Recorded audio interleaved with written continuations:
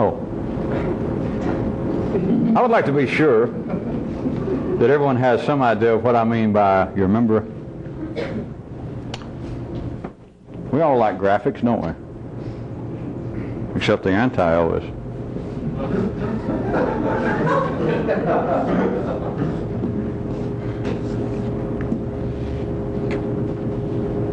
Now, a fictitious, reasonably insane man.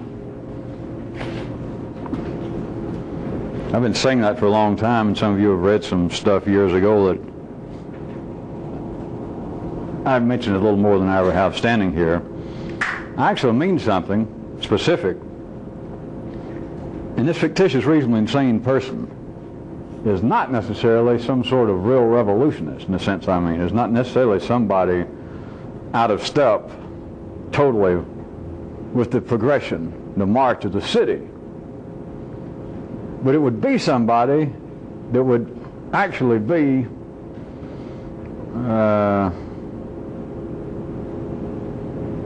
cognoscenti. It would be somebody who was, no, not a pundit, not a savant, because it doesn't have anything to do with education. It would really be more like a cognoscenti, I guess. Somebody that has some kind of superior understanding. Yet I guess I should have given it more thought. There's really no word that I know. It's more like this.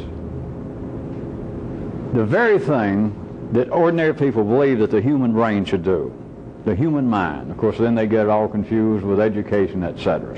But the very things that ordinary people speak of as the genius, the brilliance of the human intellect, it would actually be that in full-time action. It would be somebody who would not do anything, from the city view in general, would not do anything dumb, would not do anything untoward, would not do anything potentially unprofitable to the person.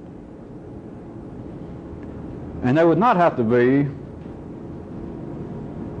in any other manner unusual. It would be the full functioning, not the talking about it, would be the full operations of the yellow circuit. It would be superior use of the higher circuits. Or if you can follow what I'm saying, it would actually be the use that people say that the yellow circuit should be serving. Now, what I want to ask you is this. And probably all of you, and you people out there, and people in the city, if I just collected a crowd on a street corner, and I talked for a few minutes and used a couple of multi-syllable words or appeared to be fairly reasonable, and I said, all right, do we have a crowd here? Are you people listening to me? I'm going to talk about something that could be of great importance, or at least very interesting, but it takes a certain amount of intelligence. Are you people intelligent? And the crowd would say, what? They'd say, well, yes. I think that you will understand that we should not hold our breath waiting for somebody in the crowd to go, well, wait a minute, before you start, I should leave. That's not the way it works. But we're talking about the reality of it, not people talking about it, but the reality of the yellow circuit being used as much as would be humanly possible, even under city conditions. My other drawing was the nervous system. My symbol of it.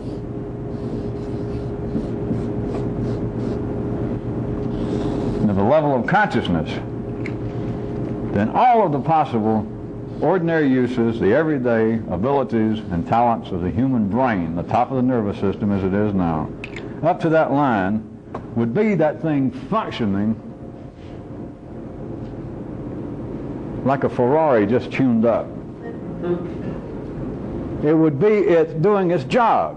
It would be the very thing. This is not a perfect parallel, but if you picture the epitome, whoever he or she might be right now, of physical prowess, a swimmer, a gymnast, somebody that, as they say, their every move is poetry in motion, that sort of thing. Or a painter, a draftsman, we're getting a little harder to, gets to be apparently more subjective, but somebody like a Picasso, from one view, they can almost just pick up a pencil and do anything. If you got a taste for that sort of thing, you just look at it and think, yeah, that's art. Of course, if you like it, you wouldn't say that. You just... There is nothing comparable in the higher circuits. Now, they have taken actual people, and it's the name Einstein in the Western world has almost become a generic phrase. To say that somebody is an Einstein just means that, oh, they're brilliant. But Einstein, you probably read as much as I have. The man used to walk out and trip and leave his umbrella and forget his own name, start talking about something, 5 minutes later say, what was I talking about? Now, you can find that quaint, and you can think, my. Of course, one thing you can think, my, it's like, well, he ain't all that smart after all. That is not the full functioning. You could not have a Mary Sue Retton or whoever it is to come out there and they say, here's the world's greatest gymnast at this day, at this time.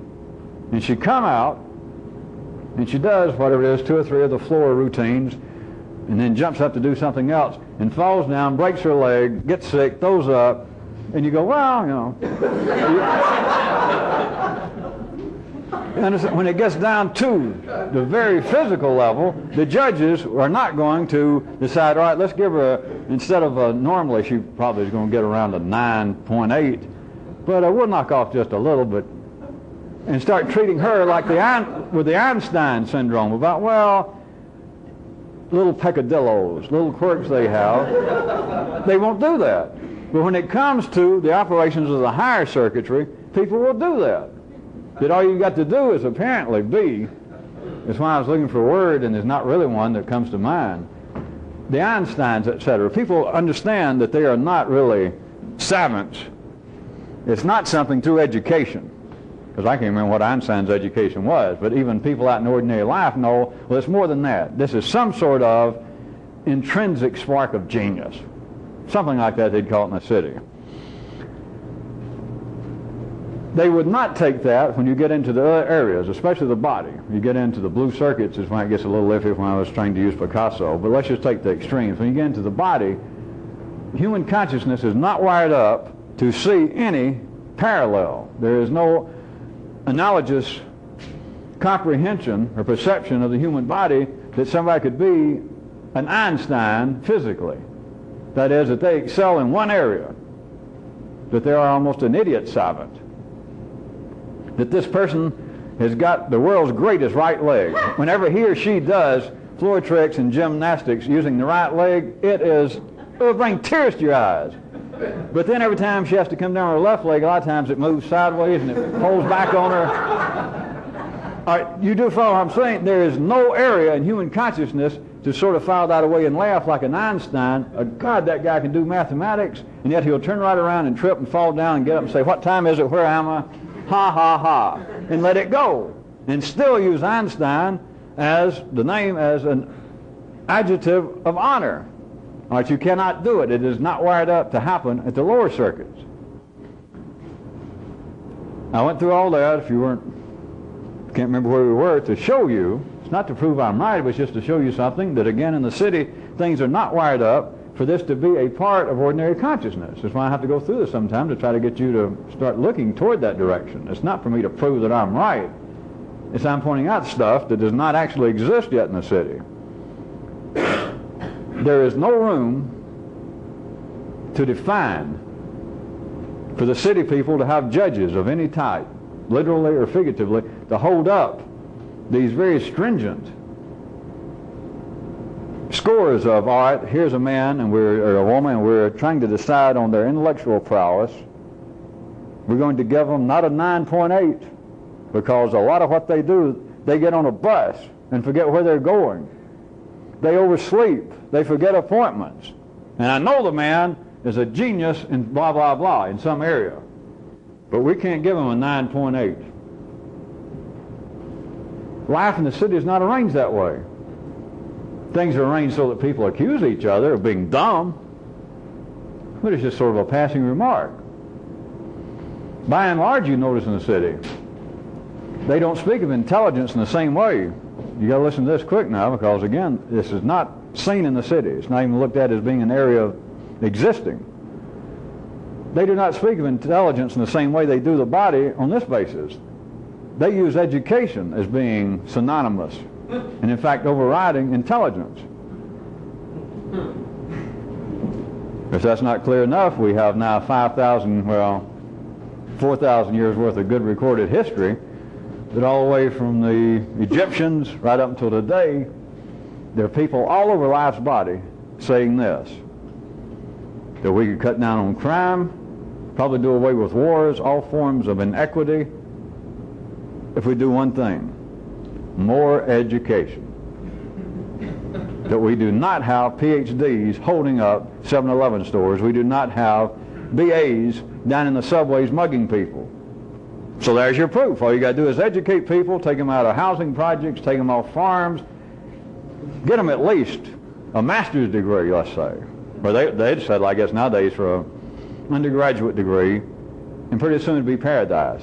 They're not speaking of the operations of the yellow circuit.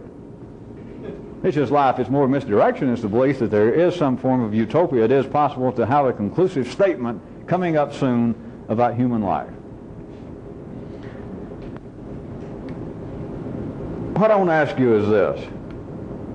First off, why would, now do you understand, I'll go ahead and say fripp again, instead of cognoscenti. We'll say my fripp. A real, fully operational thinker. Not anything weird, no mystic, but somebody using the yellow circuit to the point that it could be used in the city the same way that a Muhammad Ali used his body, with Amir Surret. Such a person, you, somebody else, but let's assume at least you at the bare minimal level, such a person,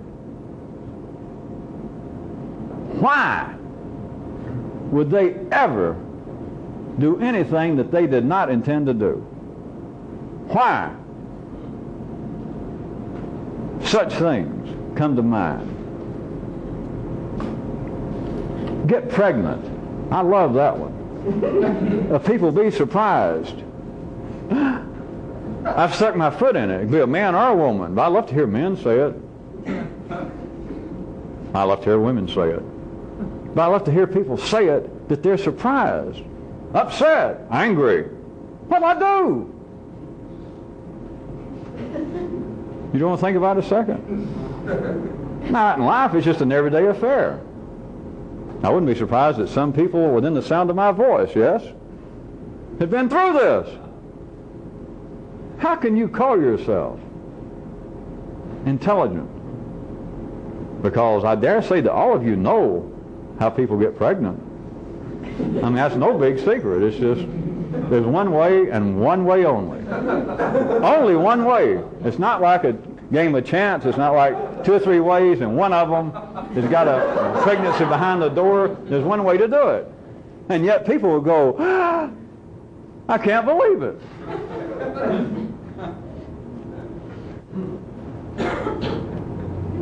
People get arrested. People get in trouble.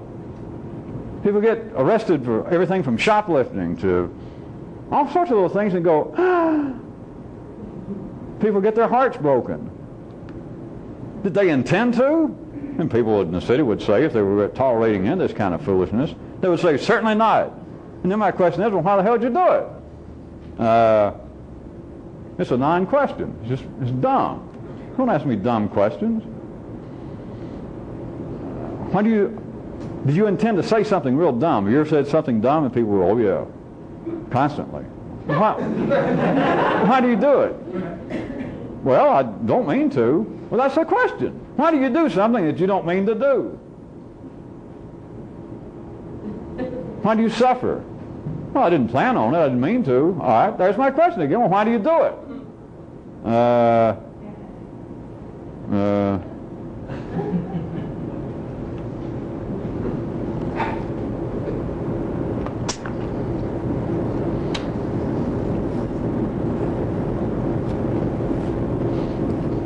periodically this pops up among people involved with this, with me over this lifetime.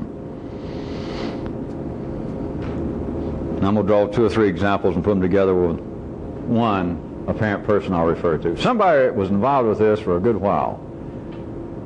And then through various things, they sort of, a combination, left on the verge of me about to throw them out. And they wrote me back a letter. And we'd had a small conversation along this line. So put all this together, assuming I may be making the whole shit up anyway. But we'd had sort of a conversation before all this came to a head along these lines. But then the person sort of poured their little heart out to write me back. And it was on this kind of basis, that they weren't all that surprised that it came to this unsavory end. That is, that I sort of threw them out and they realized I was about to, so they left or whatever you want to. I'm giving you some room. And they told me how much it had meant to them, which I knew all that. But they went into detail about how it changed their whole life, and if they never saw me again, never involved in anything like this, that their life would never be the same. And in there, they pointed out that in spite of my directives and the few things that I said that I just wouldn't put up with because they were a waste of time and cost me effort, the person said, you know, in spite of your rule against drinking, all the time I was involved, I periodically continued to drink. They pointed out, they said they didn't know whether I knew it or not, and they didn't consider it that big of a deal, that it didn't adversely affect their life and their livelihood. But they said that they could not give up drinking on this basis. They said that they found life, still in general, just ordinary life, to be so stressful that they could not really see the problem of having some form of relief, which they said some amount of drinking gave them. And I've had people say that about especially grass. I've had variations of that. That life seems, in a sense, as important as this has been to me, as important as this is, still out there dealing with life, you know, a little drugs, a little relief. All right.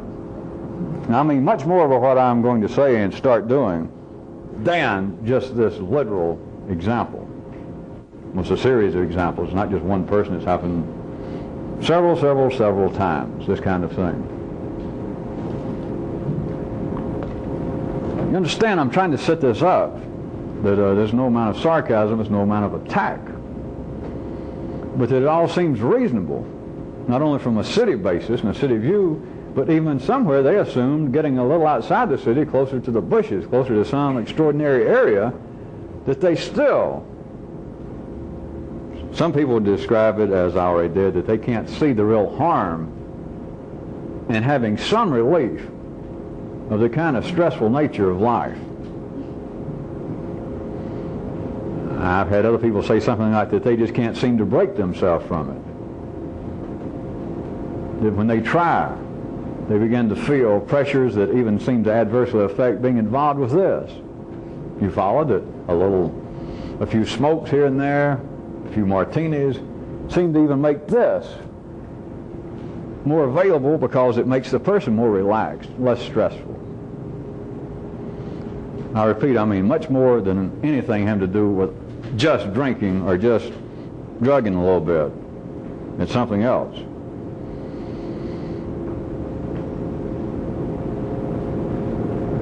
If you're going to be a real fripp, you got to get real.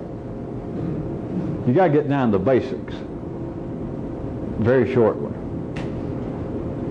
And the basics are stuff like this. And I'm not being profane, know how profane that some of you may think I do, and I guess it begins to lose its effect after a while. But there's no way to put this. Me looking for a word instead of savant or pundit or intellectual, that was hard enough. As I said, I couldn't even think of a real one. But there's no term to suit this, and so I'm just going to get one of a good old one. In response to this kind of feeling of the pressures of life and the things that a person cannot do, even involved with this, even people that say, I would do almost anything to stay in this, that if I announced I was moving to Buenos Aires, I would follow you there. I'd do whatever it was. I'd give up almost anything I got if you told me to.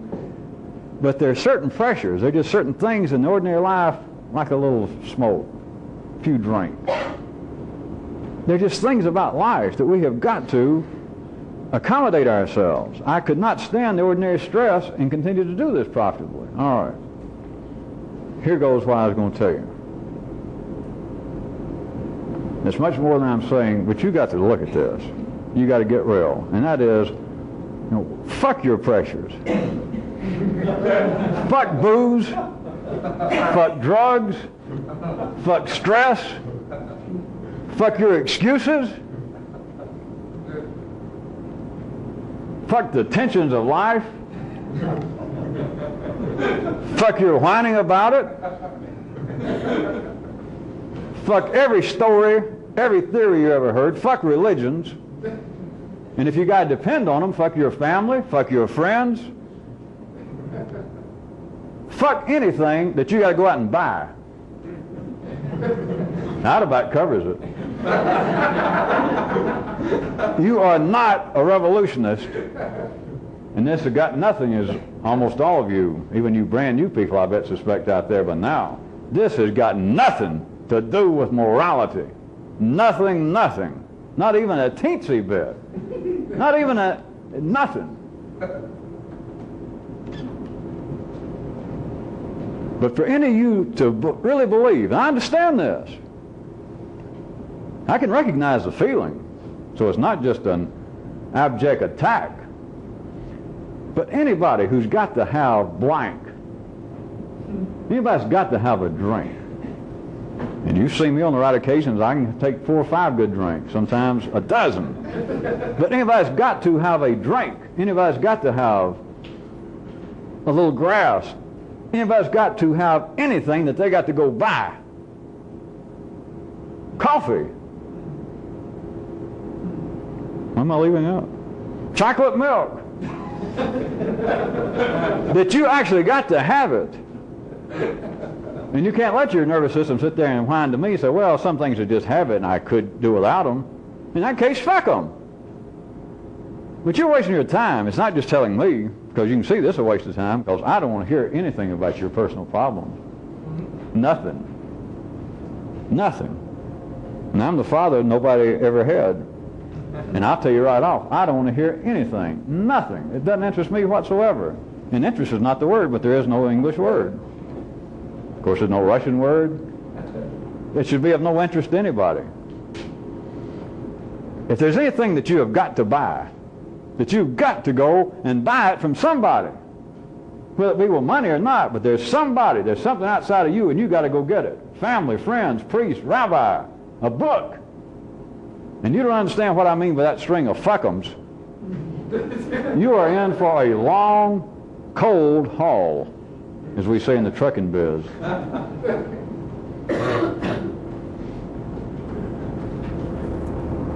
It is absolute fuck'em.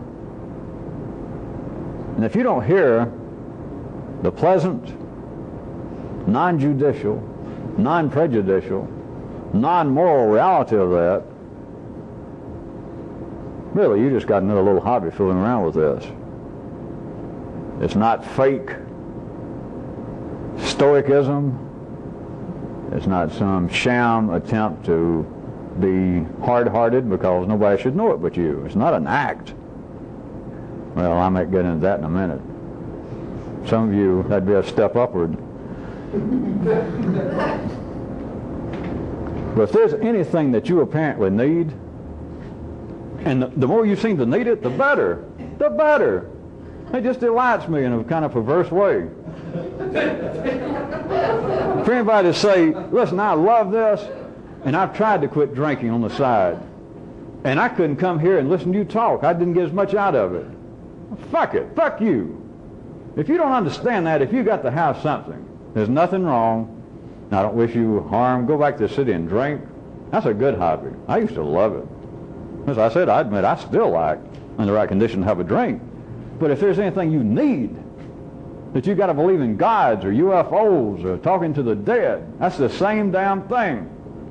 And if you need any of that, you might as well see it for yourself. It's fuck you. You're done for. You're city born like everybody, but you are city bred. You are city tied, and you're not going anywhere. It's not theory. It's not just cheap talk. If you don't understand that, if you don't feel that, whether you can do it right now or night, 2, 3, you can do it right now or night. I gave you a second to think about it. But if you surely don't, if you don't hear it at all, if you believe it sounds like some kind of attack from a pseudo source of would-be authority, from a minister without a collar, from a rabbi without a cap, you're wrong. If you don't feel it yourself, that there is something out there that you got to go buy from somebody. If you don't understand, fuck it. You're in the wrong business. You're in the wrong hobby. You're on the wrong track. It's just fuck it. Don't tell me about pressures of life. You're born. Everybody's got pressures of life. That I'm so wired up, I have to calm myself down and take some downers every now and then. You take all you want. Dig a hole. Get way down. But if you think that there's the slightest connection between that and doing this, if you think there's the slightest connection in still believing in external gods, some kind of philosophical theory, some kind of offshoot belief you have in the mystical side of Islam or Christianity or any of that shit, you're done for.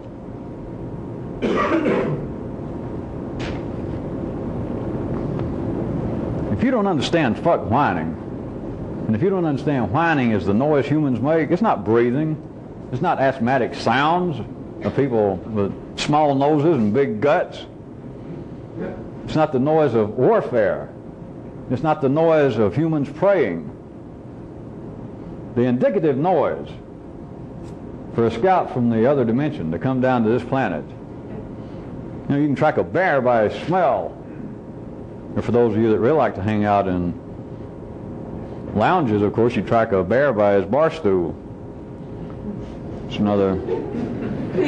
You track humans very easily. All you do is listen to whining. That's all you got to listen to.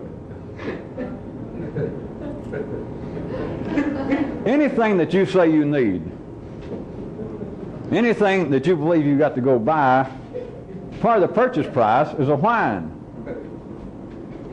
And what's beautiful, drugs are no worse in a sense than anything else.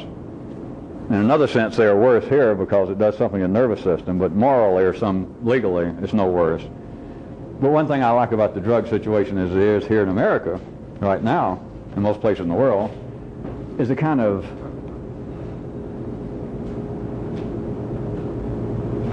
apparent additional put upon this that it takes to slip around and find a little local dealer somewhere and have to always be looking around, not only to pay the money, but to pay the other price. That, boy, I need this. It makes life more tolerable, and I can't just go down to the store like a bottle of gin and buy it.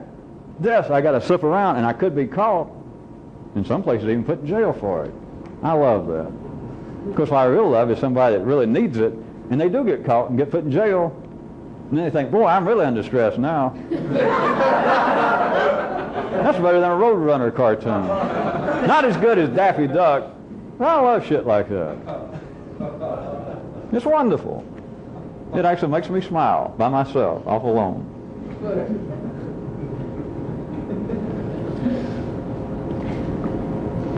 As long as you got to have something from somebody else, and I'm not talking about being involved with this, but you got to feel the difference of that. And if you don't, then again, I suggest you're in the wrong business here. But as long as you need something from somebody else, and I don't care if it is your family. I know what I said. No offense to your family. I told you to call your mother. And I told you not to argue with them.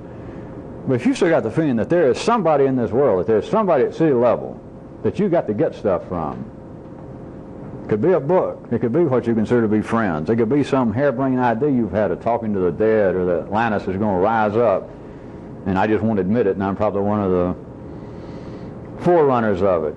If you believe any of that shit, you're just nuts. And if you don't understand that you're nuts, if you don't understand that your attitude should be fuck it, it doesn't even enter into whether there's any validity to it. Because there's a little validity to everything. There's, at the very least, there's 2/4 validity. if that's the kind of validity you want to deal with. Yeah.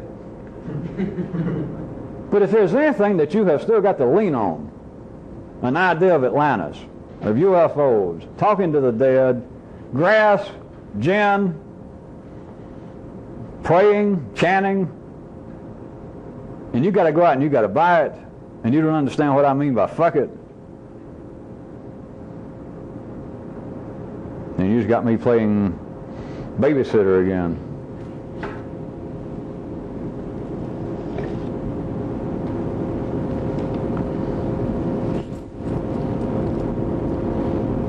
Does everybody remember, it's only been several weeks ago that I was pointing out this situation I talked about and asked you a question about the apparent situation of men being prepared to die rather than to verbally deny something, to denounce something. See if you can follow somewhere in the general neighborhood of like a northwestern version of that. And it's this.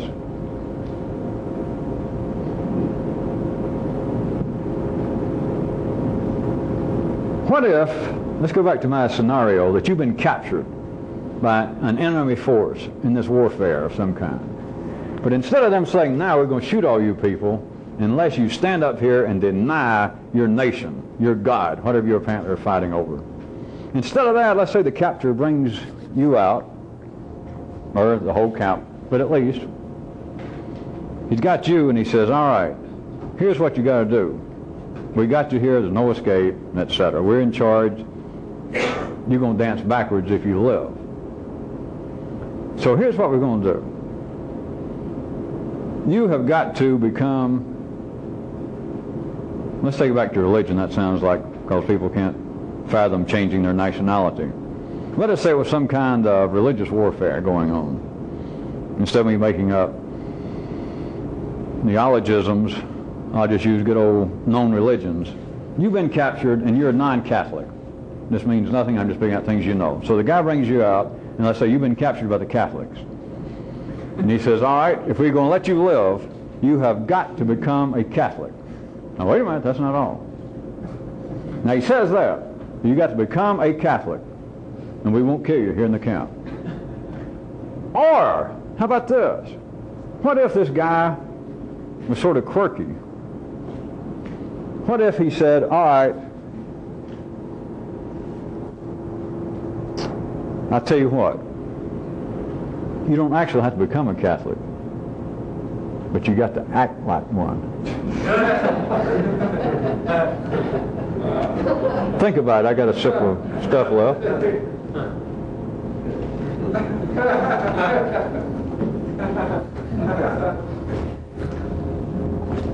What is the difference?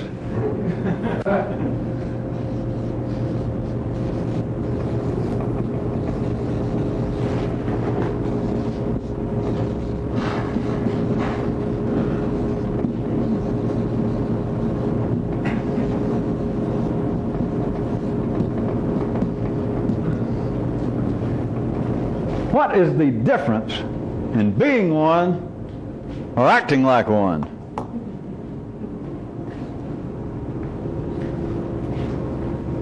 There sure have got to be a difference, right?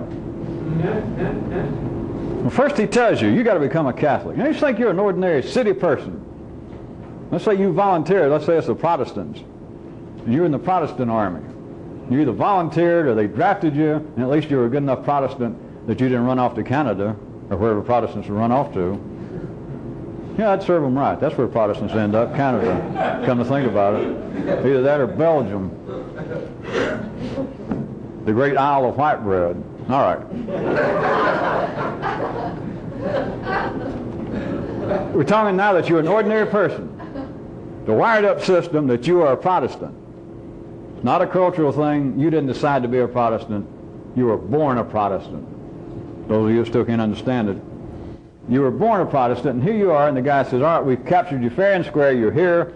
We can kill you if we want to, but we won't kill you if you'll become a Catholic. And he says, excuse me a second. And he goes off to get a cup of coffee, go to the bathroom. And so there you sit, and you think, all right, He's threatening me with death and telling me I got to convert and become a Catholic. My foe, the very people I was fighting against yesterday, trying to kill them trying to kill me, and now he's got me here and telling me I got to become a Catholic. I don't know. Then he comes back in, he says, all right. He said, by the way, I'll tell you what. I like you, kid. Plus, I think you might have some natural leadership ability. You might affect the other people here and save some lives. They're your people. It doesn't matter to me. Bullets are cheap. But I'll let you live. What I was telling you that you had to become a Catholic, all right, I see that you're trying to work on that. Think about it. Let me put it to you this way. Don't think about it in that way. I'll give you an alternative, just between me and you now. Because I'm going to tell everybody else they got to become Catholics. I'm going to go out there and announce it to the rest of them that they got to become Catholics. And I do believe that some of them are going to look to you for leadership. They're going to be influenced. But let me tell you, rather me put it to you that way, let me put it to you this way. You got to, while you're here, while you're in my charge, while I'm dancing forward, you got to act like a Catholic. And then you think, is there not a difference between being one, of course now one, forget Catholic. Let's get into something really interesting. What's the difference in being one and acting like one?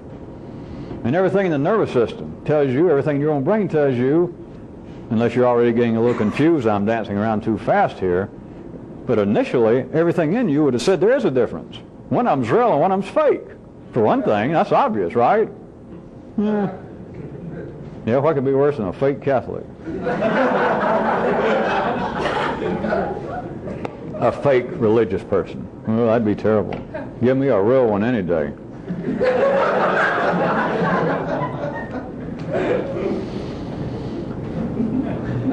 What is the difference in being one?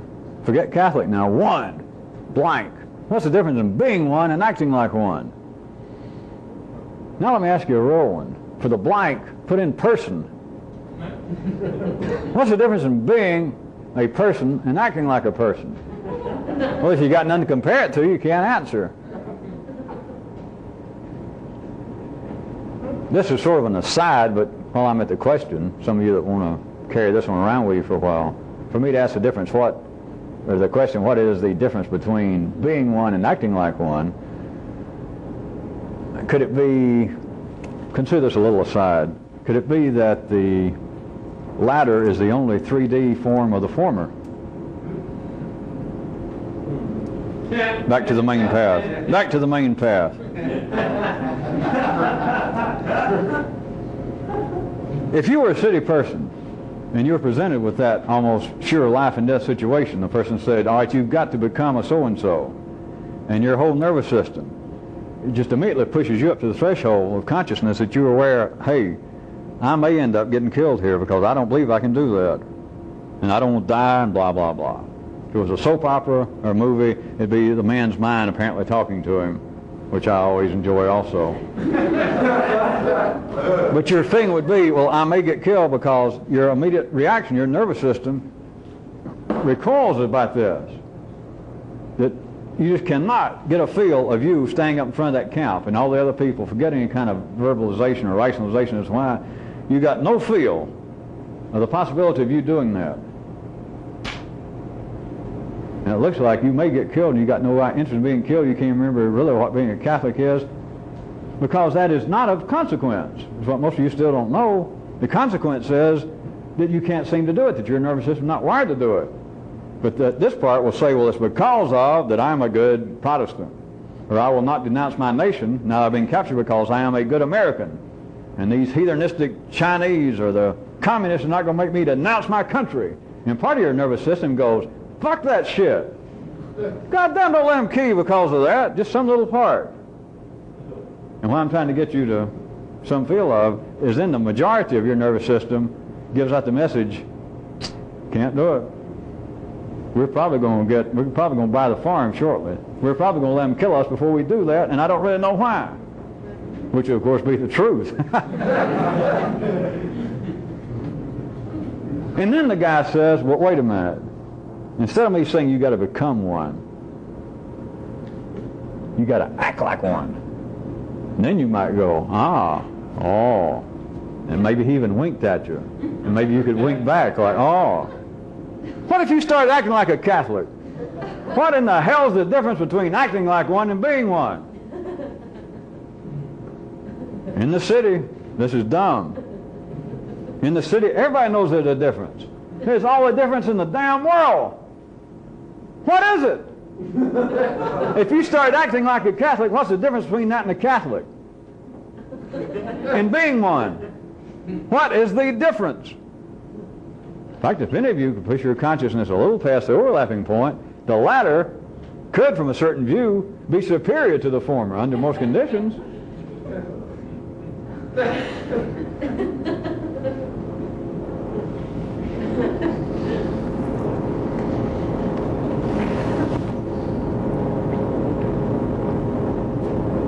How about the expression that is, as far as I know, it just came out in our generation the last 10 or 15 years, came out of sports, I'm sure, about people giving 110%. Now almost everybody uses it. I hear it used in intellectual, artistic. They'll talk about a painter. They'll talk about a musician, a singer. That, hey, you go pay to see him sing. Normally he's going to do 110%. You're going to get your money's worth. All right, everybody knows this. If you're a semi-fripp, you know this. There's no such thing as 110%. Well, you do know that, or have you forgotten? There is no such thing. There's 100% in the 3D world, and that's it. There is no such thing as 110%. Twee, twee, twee. To what end has life got people saying that, and now it is just fairly standard. I bet some of you do it. And you know that literally it's impossible. The yellow circuit, if it operated at all, would just dismiss that.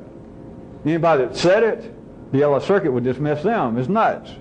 If it knew, you're exaggerating.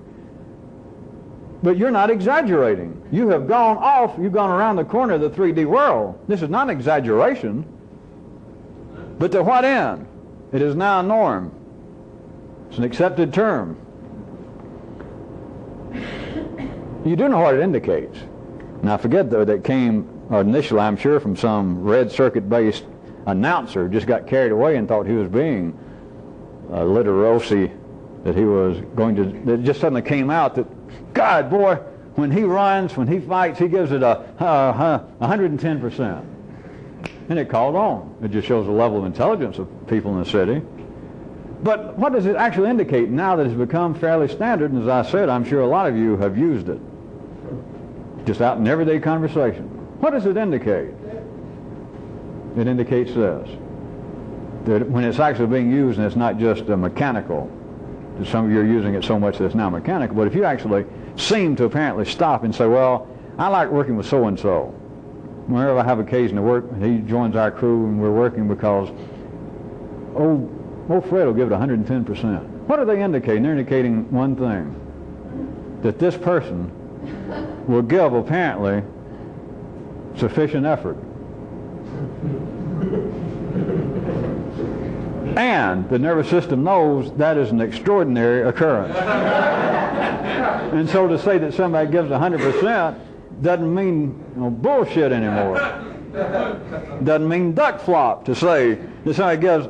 You got to say they give 110% because what they're saying is that person will almost, or that person does make the adequate effort. Whereas everybody else goes, fuck it. Whereas everybody else does not give sufficient effort. Everybody else believes, I'm a little too tense. Life's a little too stressful. I haven't had my chocolate milk. I had too much chocolate milk last night. I have an excuse. I have a story. I can whine.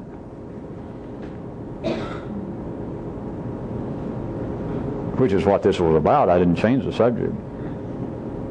That it is an extraordinary situation. Even if it is just some guy out there boxing, if it is some guy riding a bicycle race, something crude, something in a sense of no great consequence, but it is of consequence, as witnessed by the fact that now 110% seems to mean something when it doesn't mean anything. It's a sign of insanity. To say that somebody gives 110%, it's impossible. It's not just a figure of speech. It's not an exaggeration. It's just insane. and yet there's a purpose. It's to point out the extraordinary condition of somebody apparently putting forth sufficient effort. And it strikes people as extraordinary. It's just irrational. And therefore, an irrational term is an order, 110%. I'll not change the subject again. An occurrence that keeps popping up.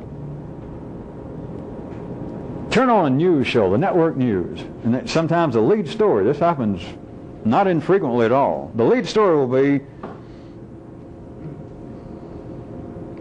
to date this, August of '88, right now, the lead story might be, the network news, supposedly where most people in this country are getting their news. The troubles are still of an incendiary nature in Rangoon and other parts of Burma. First time in 20 years, the military dictatorship falling apart, riots in the streets. Our reporter, Bunky Oldham, we slipped in there last week when the students started their first riots, was expecting, you all people know the kind of work that Bunky did down in Panama and he did down in Allende when he was destroyed in his regime in Chile. Bunky. And then it begins to build that there is a kind of pride, an admirable quality, because now they're going to point out at approximately 2:30 our time this afternoon, the Burmese version of the National Guard in Rangoon picked up Bunky as he was leaving his hotel, held him for 30 minutes incognito, and then put him on a plane and sent him out. And they smile. And they'll show Bunky's picture back here, imposed on a crude map of Burma. Listen to me. Do you hear what they're doing? They're bragging on the fact that our reporter failed. We sent there to send back a first-hand story. And he can't do it because they threw him out. The tacit thing is, let's hear it for Bunky. Of course, there are other parts now, if you're going along with city consciousness. In case any of you still think that I in some way am blinded by some kind of internal light and can't see what's going on in life, there's also this feeling that your nervous system, many people picks up that, the unsaid message of this is that this network, and Bunky specifically, but especially the network, is so penetrating, so emphatic, so dedicated to ferreting out the truth, that even dictatorships, whole countries, fear the name Bunky Oldham, NBC, ABC, and as soon as they realized that Bunky was here in the country, they said, no sir, send that man out because he'll get the facts. He'll do something to really make us look bad. Now, I know all that. Forget all that shit. Everybody in the city knows that, or they can know that. Look at what I'm pointing at. They brag about the fact, in a sense.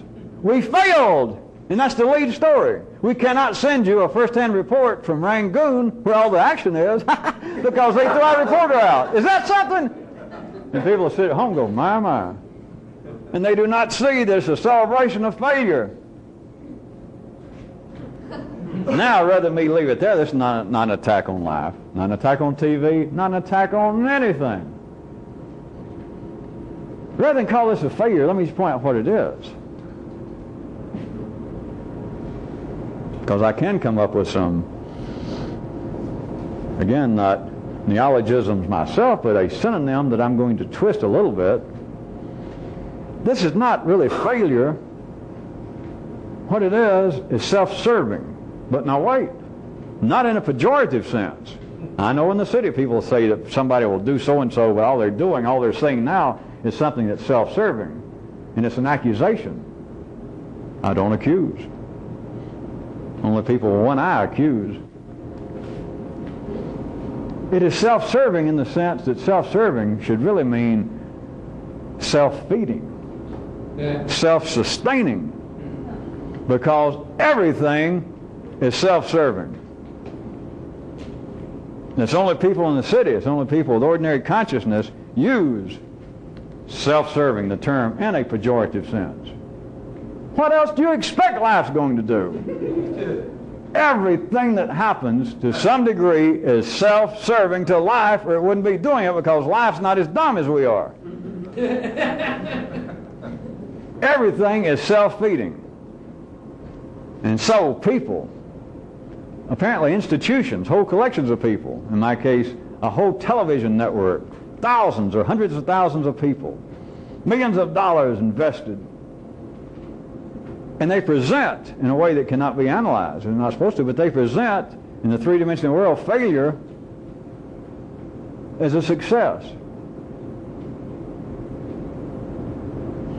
And that's just one example, and I'm running out of my side of the tape tonight, but I want you to see that what oftentimes could be referred to as a failure, or if they really got slick in the city and could follow what I just talked about, they could go, well, and then take on a cynical attitude, which they really need that real bad in the city.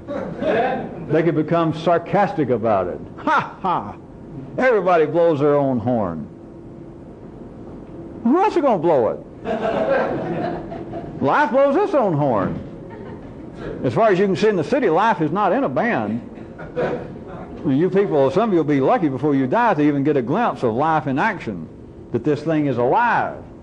So don't worry about that. It's simply a second chair trumpet and a whole band. You're dreaming. Life is going to blow its own horn. Life is going to play its own song. And everything it does is self-serving. Either that or life is trying to commit suicide, and I've already told you it's not. Everything it does is self-serving. Can you say the same? Only a fripp this side of a revolutionist, only a fripp would only do that which is self-serving. Everybody else does things, and then they ask themselves if somebody else doesn't beat them to it, why'd you do that? Well, I didn't intend to. Oh, hey, that explains it. I'm sorry, I didn't realize. I didn't intend to be dumb. Oh, well, forgive me. I didn't intend to get pregnant. I bet it happened in a dream. I mean, I bet you fell down and you fell into a trog hole, and you got up and you went, hey, I'm pregnant. I didn't mean to suffer. I didn't mean to get into relationships over and over and over and over and over and over again. I felt like somebody was always stepping on my private parts. Oh, so that's it. I kept noticing you kept doing it, but now now I see. You didn't intend to. That's right, I didn't. Well, hell explains it to me. We got to turn the tape over. I'm going to turn it on over. I'm going to take just another couple of minutes here.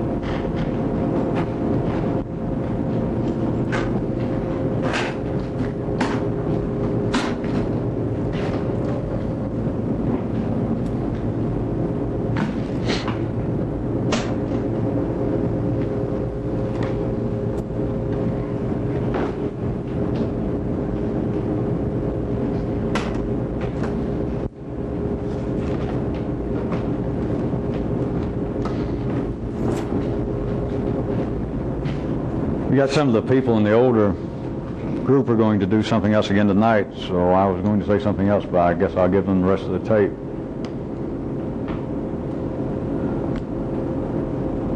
Here's one thing, since I waited for them to turn the tape over. If nobody, I assume there's nobody hearing and seeing this tape that shouldn't be at some other time. Things I've told you about talking. That's necessary. Transfer of energy. Some of you begin to believe that you can perceive some of that or feel some of that in a great analogous, metaphorical sense.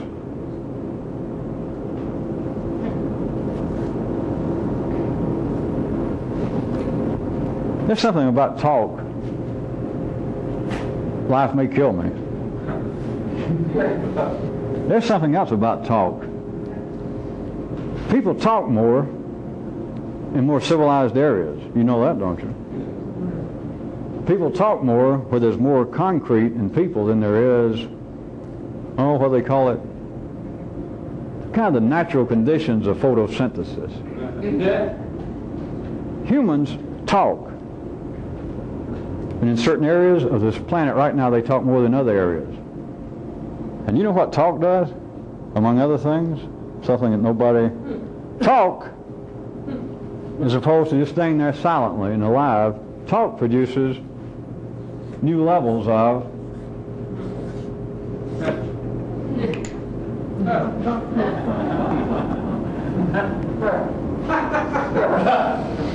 oh, if anybody ever tries to do anything with this, I can point out something else. Besides the actual sensual pleasure of the touching, how about the great interest in the amount of time people spend kissing?